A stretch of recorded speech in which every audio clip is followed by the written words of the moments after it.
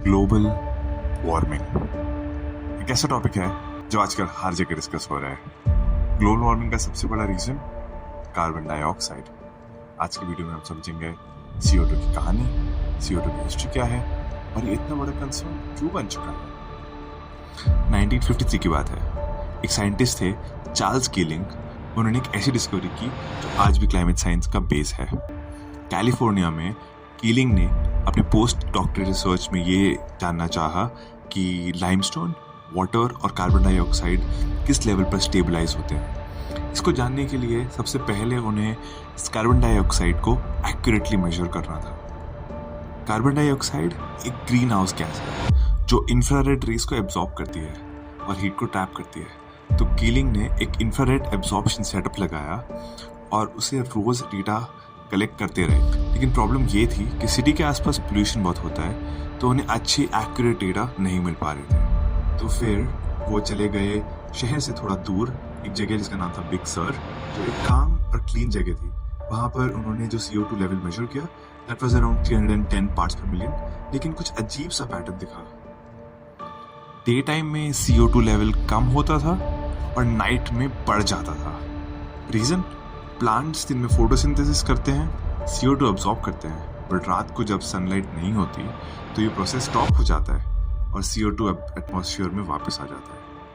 उन्होंने ये ऑब्जर्व करा कि CO2 सिर्फ दिन भर में नहीं चेंज हो रहा था, सीजन भर में भी चेंज हो रहा था। समर में CO2 लेवल्स ड्रॉप हो जाते थे और विंटर्स में स्पाइक हो जाते थे। क्यों? क्योंकि समर्स में ज़्यादा ट्रीज, ज़्यादा ग्रीन कवर होता है तो ज़्यादा CO2 एब्जॉर्ब होता है, जबकि विंटर में सब ड्राई पड़ जाता है, CO2 एटमॉस्फेयर में ही रह जाता है।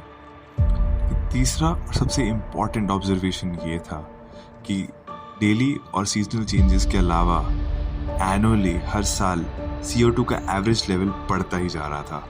1958 में जो एवरेज CO2 लेवल 313 ppm था, एक साल बाद 314.4 ppm।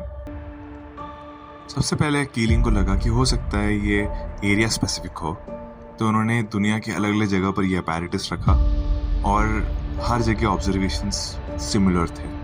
जैसे कि साउथ पोल, वहाँ पर भी एग्जैक्टली सेम पैटर्न। सिर्फ 2 साल में 3 ppm का जंप, दैट्स लाइक 1.6 ppm पर year, not at all small deal. हर साल समर में ड्रॉप और विंटर में राइज, बट ट्रेंड हमेशा अपवर्ड ही था।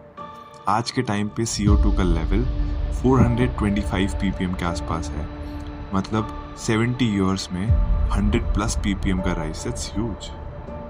इस राइजिंग ट्रेंड को देखकर साइंटिस्ट्स बहुत क्यूरियस हो गए।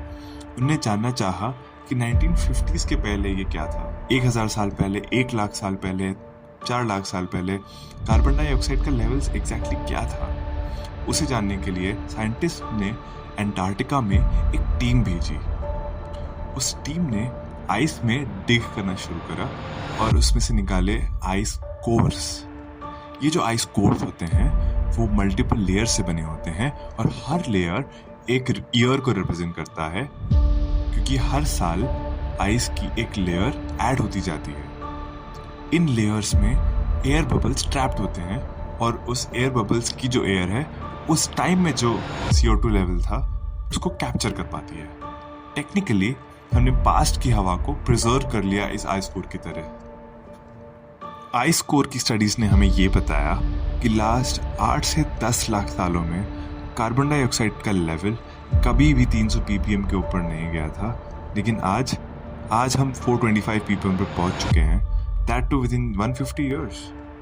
इसका reason human activity, specially fossil fuels. लेकिन इंटरेस्टिंग बात यह है कि जितना CO2 हम रिलीज करते हैं उसका सिर्फ 1/5 ही एटमॉस्फेयर में दिखता है।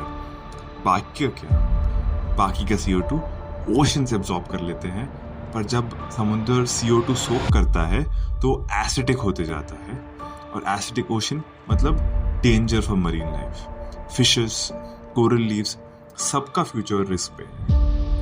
तो कीलिंग कर्व और आइस कोर्स दोनों एक ही स्टोरी बोल रहे हैं। CO2 लेवल्स पहले कभी इतने हाई नहीं थे और अभी जो स्पाइक हो रहा है it's not natural, it's man made. और ये सिर्फ वार्निंग नहीं, एक अलार्म है। अब चॉइस हमारे हाथ में है, बस देखते रहना है या कुछ एक्शन लेना है। नेचर सिग्नल्स दे रही है, समझना हमारी जिम्मेदारी है और उस पर एक्ट करना हमारी रिस्पॉन्सिबिलिटी है।